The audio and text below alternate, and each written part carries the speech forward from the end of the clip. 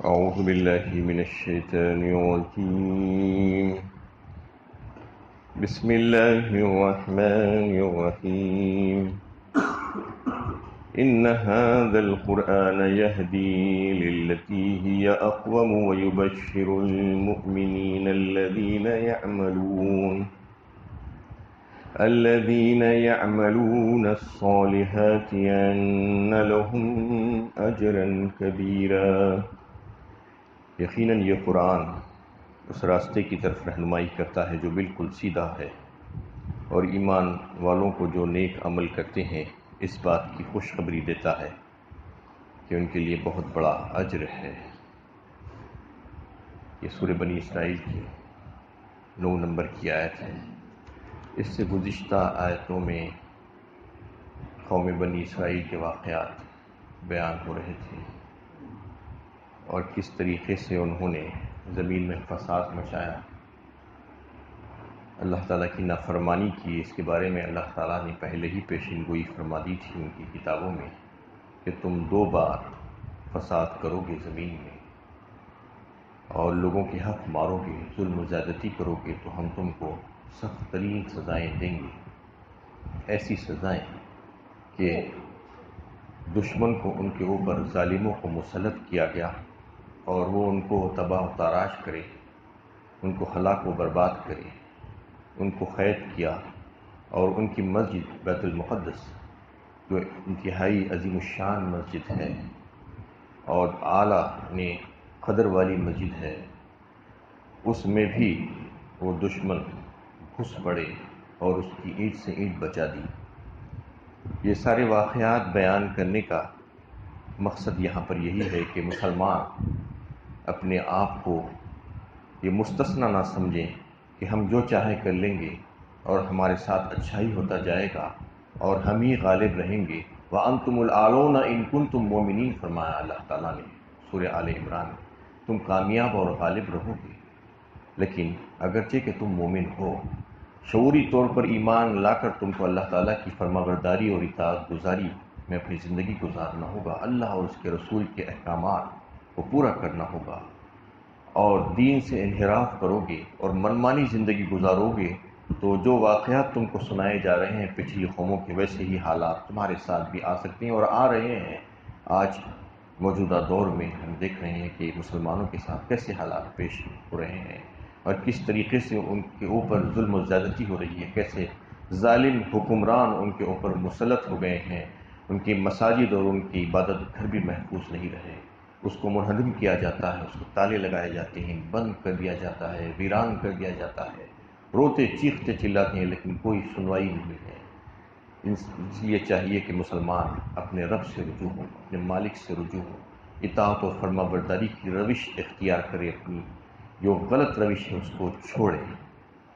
اور اس آیت میں قرآن کی وہ زبردست صفت، وہ اعلیٰ ترین صفت کو اللہ تعالیٰ نے پیش کیا کہ قرآن اس راستے کی طرف رہنمائی کرتا ہے جو بالکل سیدھا ہے، یعنی قرآن راہ ہدایت ہے، وہ رہنمائی کرتا ہے انسان کے لیے۔ اس میں ایک لفظ آیا ہے اقوم۔ اقوم کے معنی ہے کہ وہ راستہ جو بالکل آسان ہو اور بالکل قریب ہو اور جس میں کسی قسم کا کوئی خطرہ نہ ہو۔ یہ 3 اوصاف کی جامع ہیں، یعنی ہدایت اس قرآن سے، یہ 3 اوصاف اس میں پائے جاتے ہیں جو انسان کو اس راستے کی طرف رہنمائی کر دیتا ہے، یعنی صراط مستقیم کا راستہ، منزل مقصود، جنت کو جانے والا راستہ۔ یہ قرآن اس کی ہدایت کرتا ہے اور بتاتا ہے۔ یہ 3 چیزیں اس میں پائی جاتی ہیں۔ انسان اپنی لا علمی کی اور جہالت کی وجہ سے اس راستے کو مشکل سمجھتا ہے اور دور سمجھتا ہے، لیکن اللہ تعالیٰ فرما رہے ہیں کہ یہ راستہ تمہارے لیے ہم نے اس کے ذریعے سے بہت آسان کر دیا ہے۔ یہ دین اسلام، قرآن کے ذریعے سے تم اگر جو ہے اس سے ہدایت حاصل کرو گے تو نہ صرف تمہارے قریب ہے پر تمہارے لیے بہت آسان ترین بھی ہے، اور اس میں کسی قسم کا کوئی خطرہ نہیں ہے، کیونکہ اللہ تعالیٰ خالق کائنات ہیں۔ اس نے ہم سب کو پیدا کیا ہے، ساری کائنات کو پیدا کیا ہے، اور اس کے بارے میں بہت اچھا جانتے ہیں کہ کون سی چیز ہمارے لیے نفع بخش ہے اور کون سی چیز ہمارے لیے نقصان دہ۔ وہ ذرے ذرے کا علم رکھتے ہیں، لیکن انسان کو پتہ نہیں کہ کون سی چیز اس کے لیے خیر ہے اور کس میں شر ہے، اس لیے وہ اپنی سوچ سے، اپنی فکر سے کام کرنے جاتا ہے۔ بتایا جا رہا ہے کہ ایسا مت کرو، بلکہ قرآن کو تم جو ہے سامنے رکھ کر اس کی ہدایت کے مطابق عمل کرنے کی کوشش کرو، یہ انسانی ہدایت ہے۔ لقد انزلنا الیکم کتابا فیہ ذکرکم افلا تعقلون فرمایا، سورہ انبیاء 17ویں پارے میں۔ یقیناً ہم نے اس کتاب کو نازل کیا ہے تمہارے لیے، اور اس میں تمہارے ہی تعلق سے باتیں ہیں، تمہاری ہی چرچا ہے، تمہارا ذکر ہے، اس میں تمہارے لیے رہنمائی اور ہدایت ہے۔ کیا تم کو عقل نہیں ہے؟ عقل سے کام نہیں لیتے؟ اللہ تعالیٰ فرما رہے ہیں، پوچھ رہے ہیں کہ یہ قرآن جس کو ہم نے تمہارے لیے ہدایت کا راستہ بنا کر بھیجا، جو تمہارے لیے ہدایت کا راستہ ہے، تم کو ہدایت کی طرف بلاتی ہے، تم اس میں غور و فکر کرو، اس کے مضامین میں غور و فکر کرو۔ افلا یتدبرون القرآن ام علی قلوب اقفالها، سورہ محمد 26 پارے میں اللہ تعالیٰ فرماتے ہیں کہ کیا یہ لوگ قرآن میں غور و فکر، تدبر اور تفکر نہیں کریں؟ کیا ان کے دلوں پر تالے پڑ گئے ہیں، یعنی دلوں پر قفل لگ گئے ہیں؟ اس وجہ سے کیا یہ لوگ غور و فکر نہیں کر رہے ہیں، بند ہو گئے ہیں ان کے دل؟ تو اس میں پوچھا جا رہا ہے اور کہا جا رہا ہے کہ یہ قرآن تمہارے لیے ہدایت ہے، یہ واحد کتاب ہے، قیامت تک اور کوئی مزید کتاب ہدایت کی آنے والی نہیں۔ چاہے ہم ہزاروں کتابیں پڑھ لیں، لیکن ہدایت ہم کو حاصل نہیں ہو سکتی جب تک کہ قرآن کو نہ پڑھیں، نہ سمجھیں۔ جو عقل مند اور ہوشیار لوگ ہیں وہ اس قرآن کو پڑھتے ہیں اور سمجھتے ہیں، اس پر عمل کرتے ہیں، اور اس سے ہدایت حاصل کر کے ایمان لاتے ہیں، شعوری ایمان، جو سوچ سمجھ کر ایمان لانا جسے کہا جاتا ہے، اور پھر نیکیوں کی طرف راغب ہوتے ہیں، اللہ اور اس کے رسول کی اطاعت اور فرما برداری میں زندگی گزارتے ہیں، اور اللہ تعالیٰ کی رضا جوئی کر کے یہاں سے گزر جاتے ہیں۔ یہ ہے سمجھدار اور عقل مند لوگوں کا کام، جو اس قرآن سے ہدایت حاصل کر لیتے ہیں تو پھر ان کا ایمان ترقی کرتا جاتا ہے، اور پھر وہ اللہ تعالیٰ کے فرما برداروں میں جو ہے شامل ہو جاتے ہیں، اور اللہ اور اس کے رسول کی بات کو مانتے ہیں، تاکہ اپنے رب کی رضا جوئی ہو جائے اور آخرت جو ان کی دائمی زندگی ہے اس میں اس کو فائدہ ہو جائے۔ تو اس میں اللہ تعالیٰ نے جو ہے اس قرآن کو ہدایت اور رہنمائی بتایا، جو بالکل سیدھا ہے، یہ اقوام عالم کو ہدایت دیتا ہے، یہ صرف مسلمانوں کے لیے نہیں بھیجا گیا ہے، ہدی للناس ہے، یہ ہدایت سارے انسانوں کے لیے ہے۔ اس لیے ہمیں چاہیے کہ ہم دوسروں کو بھی پیش کریں اس کتاب کو لوگوں کے سامنے رکھیں، دیگر مذاہب کے لوگوں کے سامنے بھی رکھیں، کیونکہ یہ ساری انسانیت کے لیے ہدایت ہے، اس میں صرف مسلمانوں کے لیے، لیکن ہدایت انہی کو ملے گی جو تقوی پرہیزگاری، ہدی للمتقین فرمایا اس کے بعد، جو متقی اور پرہیزگار ہوں گے، اللہ سے ڈرنے والے ہوں گے، جن کے پاس آخرت کا عقیدہ ہوگا، اور جو یہ خیال کرتے ہوں گے کہ مجھے اس زندگی کے بعد ایک دوسری اور زندگی آنے والی ہے جس میں جواب دہی ہوگی، میری سوال و جواب ہوگا، وہاں پر جزا و سزا کا قانون مقرر کر دیا گیا ہے، یہ سوچ کر وہ اس سے ہدایت حاصل کریں گے، کیونکہ یہی کتاب اس کو ہدایت دے سکتی ہے، اس کے علاوہ دیگر کوئی کتاب بھی اس کو ہدایت نہیں دے سکتی۔ یہ اقوام عالم کے لیے دعوت ہے کہ اس راہ کو اختیار کیا جائے جس کی طرف قرآن بلاتا ہے، اور اس کے لیے اختیار کرو کہ یہی راہ بالکل سیدھی ہے اور منزل مقصود تک پہنچانے والی ہے، آخرت کی کامیابی بھی اسی میں ہے، اور قرآن جس راہ پر چلنے کی دعوت دیتا ہے وہ ہر لحاظ سے سیدھی ہے۔ عقل کو یہ اپیل بھی کرتی ہے، یہ وجدان کی پکار ہے، فطرت اس کی صحت کی گواہی دیتی ہے، وہ حق ہے، یہی راہ تمام انبیاء علیہ السلام کی راہ رہی ہے، وہ عدل جس پر آسمان و زمین قائم ہے اسی راہ میں پایا جاتا ہے، یہ رب العالمین تک پہنچانے والی بالکل سیدھی راہ ہے، اور پہنچاتی ہے۔ اس راہ کا اصطلاحی نام دین اسلام ہے، ان الدین عند اللہ الاسلام۔ یہ راہ کو جو اختیار کرے گا، اس قرآن سے جو ہدایت حاصل کرے گا، وہ اسلام کے راستے پر بڑی تیزی کے ساتھ گامزن ہو جائے گا، اور وہی راستہ، وہی دین اللہ تعالیٰ کو پسند ہے، ان الدین عند اللہ الاسلام۔ اور اس کے علاوہ جتنے بھی دین ہیں وہ سب کے سب باطل ہیں، وہ اللہ کو ناپسند ہے۔ اس میں فرما دیا گیا کہ اسی سے ہدایت حاصل کرو، رہ گئی دوسری راہیں، وہ خواہ مذہبی راہیں ہو یا مذہب سے آزاد، کسی لحاظ سے بھی سیدھی نہیں ہے اور نہ خدا تک پہنچنے والی ہے۔ وَيُبَشِّرُ الْمُؤْمِنِينَ الَّذِينَ يَعْمَلُونَ الصَّالِحَاتِ أَنَّ لَهُمْ أَجْرًا كَبِيرًا، اور ایمان والوں کو جو نیک عمل کرتے ہیں اس بات کی خوشخبری دیتا ہے کہ ان کے لیے بہت بڑا اجر ہے۔ وَأَنَّ الَّذِينَ لَا يُؤْمِنُونَ بِالْآخِرَةِ أَعْتَدْنَا لَهُمْ عَذَابًا أَلِيمًا، اور جو لوگ آخرت پر ایمان نہیں رکھتے ان کے لیے ہم نے دردناک عذاب تیار کر رکھا ہے۔ اب یہ ہے کہ انجام کے اعتبار سے یہ دو راستے ہیں۔ اللہ تعالیٰ فرما رہے ہیں کہ جو اسلام کو اختیار کرتے ہیں، جو اس کتاب سے ہدایت حاصل کر کے اسلام کی راہ پر چلتے ہیں وہ، اور جو اس کے خلاف چلتے ہیں، جو اس کتاب سے فائدہ نہیں اٹھاتے، دونوں برابر ہو ہی نہیں سکتے انجام کے اعتبار سے۔ افنجعل المسلمین کالمجرمین، سورہ قلم 29ویں پارے میں اللہ تعالیٰ پوچھ رہے ہیں کیا ہم مسلمانوں فرمانبرداروں کو مجرموں کی طرح کر دیں گے؟ کیسے ہو سکتا ہے؟ یہ ممکن ہی نہیں ہے۔ دونوں الگ الگ ہیں، دونوں میں فرق ہے، زمین آسمان کا فرق ہے۔ لا یستوی اصحاب النار و اصحاب الجنہ، اصحاب الجنت هم الفائزون، برابر نہیں ہیں آگ میں جانے والے اور جنت میں جانے والے۔ جنت میں جانے والے تو کامیاب ترین لوگ ہیں، اللہ کے پسندیدہ بندے ہیں۔ تو اس میں فرما دیا گیا کہ یہ دونوں راستے ہیں تمہارے لیے، تم جس کو چاہے منتخب کر لو، تم کو آزادی اور اختیار دے دیا گیا ہے یہاں پر۔ تم اپنے اختیار کا اگر صحیح استعمال کرو گے تو پھر اللہ تعالیٰ کے پاس تمہارے لیے بہترین اور بہت بڑا اجر ہے۔ ان لہم اجرا کبیرا، فرمایا تم ایمان لا کر عمل صالح اختیار کرو گے اور اس کتاب سے ہدایت حاصل کرو گے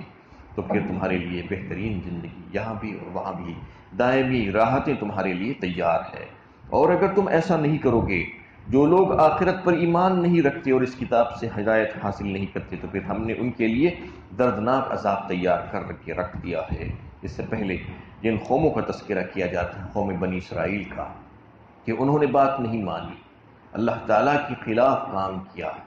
اور اللہ کے رسولوں کی تکذیب کی، ان کو قتل کیا، تو ان کا جو انجام ہوا ویسا ہی انجام ان لوگوں کا بھی ہوگا جو اس قرآن سے ہدایت حاصل نہیں کریں گے۔ اس کے لیے تیار رہنا چاہیے۔ وَيَدْعُ الْإِنسَانُ بِالشَّرِّ دُعَاءَهُ بِالْخَيْرِ وَكَانَ الْإِنسَانُ عَجُولًا، اور انسان شر کے لیے اس طرح دعا کرنے لگتا ہے جس طرح اسے خیر کے لیے دعا کرنا چاہیے۔ انسان بڑا ہی جلد باز واقع ہوا ہے۔ اس میں اللہ تعالیٰ نے انسان کی ایک کمزوری کا بیان کیا ہے کہ انسان خیر کے لیے جس طریقے سے دعا کرنا چاہیے اس طریقے سے شر کے لیے دعا کر لیتا ہے بسا اوقات۔ یہ کب ہوتا ہے؟ اس کا ایک مثال، اس کی ایک اللہ تعالیٰ نے جو ہے یہاں پر بتائی کہ ناموافق حالات میں وہ جلد بازی سے کام لے کر اپنے حق میں بددعا کرنے لگتا ہے بعض وقت۔ یہ انسان کی عام کمزوری ہے،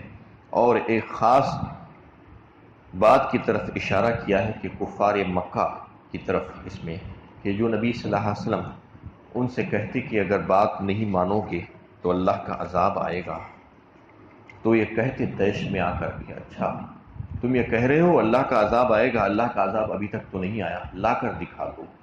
بتایا جا رہا ہے کہ تم اللہ کے عذاب کو مانگ رہے ہو، کیا تم کو پتا ہے اللہ کا عذاب آنے کے بعد کیا گت بنتی ہے؟ کیا اس سے کوئی اپنے آپ کو بچا سکتا ہے؟ تم خیر مانگنے کے بجائے شر مانگ رہے ہو۔ جو تمہارے سامنے خیر اور ہدایت کا راستہ پیش کر رہا ہے جو انسان، اس کو انہیں حاصل کرنے کے بجائے،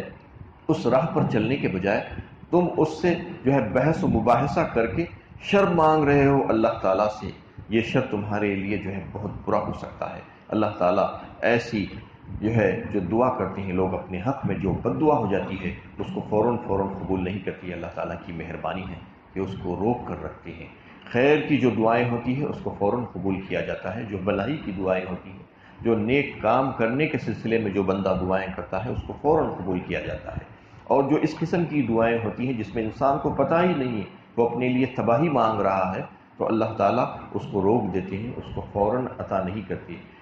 اور اسی طریقے سے ایک واقعہ اس کی شان نزول میں مفسرین لکھتے ہیں کہ وہ کفار مکہ، نضر بن حارث کا تذکرہ کیا جاتا ہے کہ اس نے جو ہے علم اسلام کی مخالفت اور نبی صلی اللہ علیہ وسلم کی مخالفت میں اتنا آگے نکل گیا تھا کہ ایک بار دعا کر رہا ہے، اللہم ان کان ھذا ھو الحق من عندک فامطر علینا حجارۃ من السماء او ائتنا بعذاب علیم، سورہ انفال 9ویں پارے میں اس کا تذکرہ آیا ہے کہ اگر یہ دین، یہ طریقہ جو محمد صلی اللہ علیہ وسلم پیش کر رہے ہیں اگر یہ صحیح ہے اللہ، تو ہم پر آسمان سے پتھروں کی بارش کر دے یا اور کوئی سخت ترین عذاب ہم پر لا دے۔ یہ بد دعا کرتا ہے اپنے حق میں، اور یہ کہتا ہے کہ اگر یہ حق ہے، جبکہ یہ حق ہے، وہ جانتا ہے وہی کا سلسلہ جاری ہے، اور آپ صلی اللہ علیہ وسلم دین حق کو پیش کر رہے ہیں، اس کے باوجود وہ اپنے حق میں بد دعا کر لے رہا ہے۔ اس میں فرمایا جا رہا ہے کہ انسان ایسا نامعقول ہے اور بیوقوف ہے، اجرت پسند ہے، بے صبرا ہے، کہ وہ اپنے حق میں خیر کی دعا کرنے کے بجائے جو ہے شر کی دعا کر لیتا ہے۔ وَقَانَ الْإِنسَانُ عَجُولًا، فرمایا آخر میں انسان بڑا ہی جلد باز ہے۔ اس میں جو ہے تنبیہ ہے ان مسلمانوں کے لیے جو مسلمان جو ہے نے کفار کے ظلم و زیادتیوں سے تنگ آ کر یہ دعا کیا کر رکھتے تھے کہ اللہ ان کو عذاب دے دے، ان کو عذاب سے ہلاک کر دے، تو اس سے منع کیا گیا ہے یہاں پر، اور کہا گیا کہ یہ اجلت پسندی ہے۔ اللہ تعالیٰ کو بہت خوب معلوم ہے کہ ان کی حکمت اور مشیت کے مطابق کس کو عذاب میں گھیرنا ہے اور کس کو نہیں گھیرنا ہے، کیونکہ ایسے بہت سے واقعات پیش آئے ہیں اس دور میں بھی کہ کئی ایک لوگ جو اسلام کے خلاف تھے، بڑے کٹر دشمن سمجھے جاتے تھے، لیکن آگے چل کر ان میں سے یا ان کی اولادوں میں سے اسلام میں لوگ داخل ہوئے اور وہی اسلام کے جھنڈوں کو بلند کیے دنیا کے دیگر مقامات پر جا کر بھی۔ اس لیے کسی کے تعلق سے بد دعا نہیں کرنا چاہیے، کوئی ظلم و زیادتی کر رہا ہے یا کوئی کفر کر رہا ہے تو اس کے لیے ہدایت کی دعا کرنا چاہیے کہ اللہ تعالیٰ اس کو ہدایت دے دے، کیونکہ ہدایت اللہ تعالیٰ کے ہاتھ میں ہے، اور ہمیں پتہ نہیں ہے کہ کب ہدایت اللہ تعالیٰ اس کو دے دے۔ اس کے حق میں اگر ہدایت ہے تو اللہ تعالیٰ اس کو ہدایت دے دے یا اس کے ظلم و زیادتی سے ہم کو محفوظ رکھے، یہ دعا کرنا چاہیے۔ یہ نہیں کہ اس کو برباد کر دے، اس کو ہلاک کر دے، اس کو ایسی ہی حالت میں مار دے، ایسا نہیں۔ اس کی ہدایت کی طلب ہمارے دل میں بھی ہونا چاہیے ایک مسلمان کو۔ اس میں اسی کی طرف اشارہ ہے وَقَانَ الْإِنسَانُ عَجُولًا میں، کہ بہت جلد باز ہے انسان۔ ہمیشہ ایسا ہوتا ہے کہ انسان کو اگر کہیں سے تکلیف پہنچتی ہے، کوئی اس کو نقصان پہنچاتا ہے تو اس کو بد دعا دینے لگتا ہے۔ بد دعا دینے کے بجائے اس کی ہدایت کی دعا کر دے تو ہو سکتا ہے کہ اس کے حق میں وہ ہدایت ہو جائے، اور اللہ تعالیٰ اس کو ہدایت دے دے تو پھر اس کے لیے بھی فائدہ ہے اور آپ کے لیے بھی فائدہ ہے، اور ہو سکتا ہے کہ اس کی نسلوں میں سے ایسے لوگ نکل جائیں جو آگے اسلام کو بلند کرنے والے، اس کے کلمے کو بلند کرنے والے ہوں، اور دنیا میں جو ہے اس کو پھیلانے والے ہوں۔ اللہ تعالیٰ سے دعا ہے کہ اللہ تعالیٰ ہمیں صحیح علم و عمل کی توفیق عطا فرمائے۔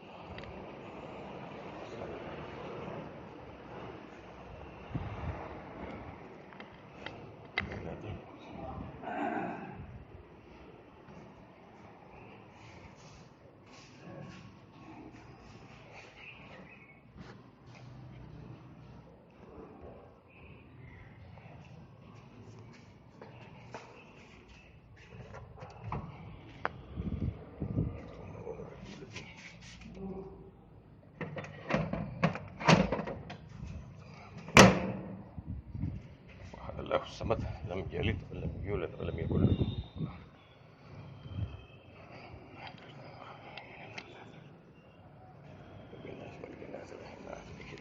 كفوا احد.